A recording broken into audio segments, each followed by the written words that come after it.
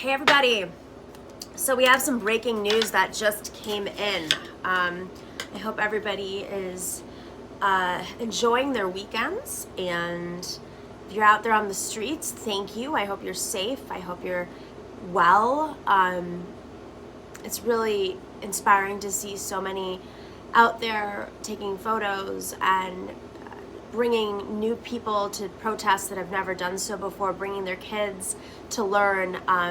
It's a pretty inspirational time. So as much madness as there is in the world right now, just be grateful that, you know, we are finally, I think as a collective, waking up much more than we had before. But while everybody joins us, just remember to click share and like, put this out on social media, because again, we're a new show and we want to let everybody know about it. But there's some breaking news right now out of Minneapolis. So we all know about this defund police movement. On this week's show, we interview an expert on it, Alex Vitale. So if you're a patron, it's up right now on patreon.com/the Nomiki show. If not, it'll be up tomorrow on Monday, so you get to check out that interview with him Monday night when we premiere at 8 p.m. Eastern. So there's this movement to defund the police, and a lot of folks are not fully even understanding what defunding the police means. Does it mean getting rid of the police department altogether? Traditionally, no, actually. It means cutting their ginormous, bloated, billion-dollar, in some cases, budgets, like New York. It means diverting those resources not to buying, the coolest equipment, military-style, equipment. It's about putting that money into communities, right?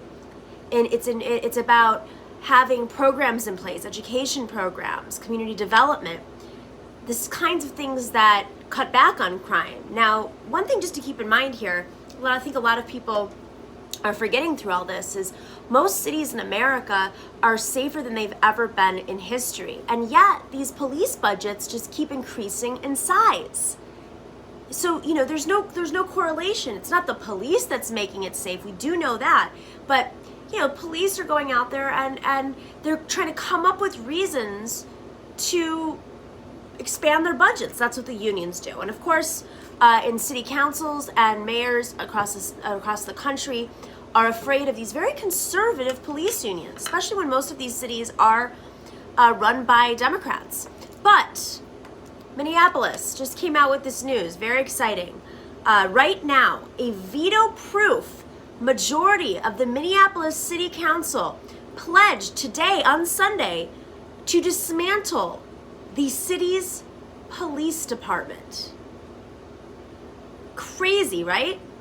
So this happened as Trump sends the National Guard troops home.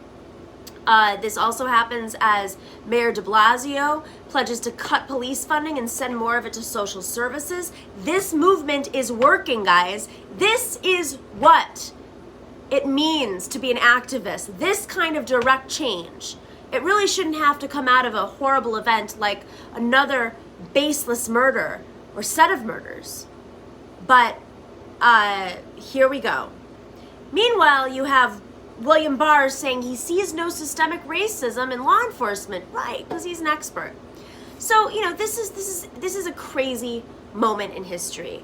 It's not even, this wasn't even on the table. Defunding the police, dismantling the police wasn't even on the table 2.5 weeks ago. So talk about progress. Now, I'm going to read you a little bit more. This is from the New York Times. 9 members, a veto-proof majority of the Minneapolis City Council, pledged on Sunday to dismantle the city's police department, promising to create a new system of public safety in a city where law enforcement has long been accused of racism. Minneapolis in particular, it's quite segregated. A lot of the big northern cities are.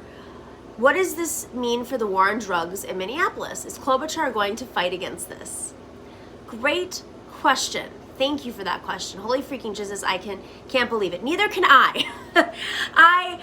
I really can't. And that's why I think, while this very well might be a pushback against the racist system by a city council that is very concerned with its communities that it represents, a city council that is probably more progressive than the mayor is.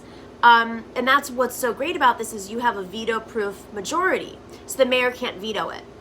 Now the mayor, if you recall, was shamed out of speaking to a bunch of activists who just yesterday, asked if he would dismantle the police department, and he said no. He didn't, to be fair, he did not say he didn't support the defund police department, because again, I just want to make this very clear. Sometimes defund police can go hand in hand with dismantling, but from every reporting that I've read and the research I've done and interviews, defund police does not mean dismantling. It means cutting the budgets. So this mayor was shamed out. Did you see that video of the hundreds of protesters who shamed him away? This is the same guy who showed up at the George Floyd Memorial, kneeled and cried, which I don't want to question his emotions, as we're all feeling extremely emotional right now. But I do think there's something to be said about politicians right now, and they're not walking the walk, right? You can show up for the photo ops, you can show up at the protests, but behind closed doors, what are you doing? You can replace these mayors, who are you going to put them in with? So this is extraordinary. Candace Montgomery, the director of Black Vision, said from the stage at a rally, "We're safer without armed, unaccountable patrols, supported by the state hunting black people. It shouldn't have taken death to get us here." So this is pretty unbelievable. George Floyd, 13 days ago, was killed. And 13 days later, they're dismantling the police department in Minneapolis, one of the most segregated cities in America. Now, New York is, of course, talking about diverting the money. I think what's happening is the police unions are losing their hold. They've been exposed. The dirtiest secrets, the white supremacy within their units, within the unions, the recruiting, the wink, wink, nod, nod, the lack of any accountability whatsoever. This is starting to take hold. And I just hope that this isn't a moment. I hope that this continues and it becomes a city by city movement, that more mayors and more city councils who drive the mayors, I hope that they start to do this. I hope in New York City, there's this movement to dismantle the police state that occupies the city. I mean, it is insane. New York's the safest city in America, and there's more police than ever. You know, they got rid of stop and frisk, but that doesn't mean they got rid of racism. You know, we've had a very serious fight for criminal justice reform in New York over the last few years since the Senate turned, and with the governor, it's been extremely difficult. The governor pledged to legalize marijuana. That's like a nothing. It's a no-brainer. That is a bipartisan issue now. And the governor still has not carried out legalizing marijuana, I should say. It is decriminalized in the city. So I want to read you a little bit more from the New York Times article. Quote, that though the city council controls the police budget, that's important, the department answers to Mayor Jacob Frey, who's that 38-year-old mayor who was pushed out of the protest and shamed out. So he can veto the city council's actions. City council members said that they had enough votes to override a veto by Mayor Frey, who was booed out of a rally by hundreds of people on Saturday after he said he did not believe in abolishing the police department. This is pretty extraordinary. I'm looking at photos right now of National Guard troops all over the country at the same moment. So we're reaching a turning point. This is something that has been a very, very, very left stance that in the course of 2 weeks has not just made it to the mainstream of the Democratic Party, but is now being passed in city councils. Daniel, a former police officer who's saying, take away their guns. Yes, take away, it's not just guns, tear gas, which you don't even use in war. You have tear gas. You saw that woman who was tear gassed and it affected her asthma and she died. I mean, think about all of the effects of these the activism on the streets right now. take away rubber bullets, take away the militarized machinery. I mean, they're giving them toys. They're giving them toys. And that comes from the budget. Where does that money go? That's what I really want to understand. You've got pensions, you've got lawsuits. This is the big one that people don't, I don't think there's been enough attention laid on this, is that a lot of these police officers are bad actors and there's a lack of accountability. They're not punished, rarely punished. They rarely lose their jobs if they ever do. And they're very, very rarely ever convicted or tried, prosecuted. But part of this is you have folks who are brutalized by the police and sue the police. And so the money that we pay as taxpayers goes to defending the police who are brutal to its own citizens. See where we're going here? It's like a slush fund for toys and to protect bad acting police officers. So kudos on the Minneapolis City Council. I want to see how that plays out. I do think it's in good faith. I think that the pressure is just too intense right now, and they swiftly acted, which is a good sign. If they delay it through process, that's when you know that they're up to no good. But I want to see. I don't just want to see more budgets cut. I want to see these police departments really broken into pieces. Because the problem is also, you can't retrain cops. There's a culture, as we know too well. How many people have to say that? These police forces are breeding grounds for racism. Doesn't mean that there aren't people of color who are officers. There are, of course. But there is a culture of protection, and there's a look the other way when somebody comes from, someone has a political belief, white supremacy, and that is being opened, welcome with open arms in these departments. And so the only way you can get rid of that culture is not by retraining them, but it's really by breaking these departments apart, by defunding them, by not giving them the power to brutalize everybody. These protests have gotten worse, as we know, with the militarized police. They have not been peacekeepers. They've made them worse. So I just wanted to give you guys that update. Very interesting. Very, very interesting. I'm curious to see how this carries out. In Los Angeles, just to put this in perspective, Eric Garcetti, the mayor, announced that the California National Guard would depart the city tonight, on Sunday night. So New York's cutting police funding and spending it more on social services, whatever that means. I guess we'll have to see that plan. But there's a counterterrorism unit in the police departments across the country. I mean, that I think is the subtext here, is terror after 9/11 was used as an excuse to put more money into police departments. And it's not to be said that we don't need counterterrorism in cities, but not in this form. I think defunding is the smartest way. And Aquarius Love, also an Aquarius. Thanks for the love, everybody.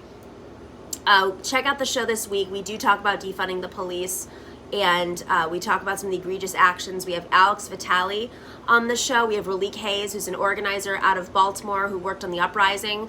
And we have Janos Martin, who's a progressive civil rights attorney who's running for Manhattan DA. That's a race that happens next year. He's an old friend of mine. He's been working on criminal justice for a long time. A really interesting show. Definitely want to check that out. And if you're not a patron already, go to patreon.com/The Nomiki Show. You can listen to the show now. You guys can give me ideas for shows. We have swag. Where's my mug? I'll show you all the stuff. Can Trump declare this another emergency and bring in federal troops, citing Eisenhower? I guess legally, but I think the issue is that he won't be able to get away with it. The political tides are rapidly shifting. I mean, you saw Mitt Romney. I mean, granted, he's a more left-leaning senator on the right. I mean, I say left-leaning. He's like a neoliberal, basically.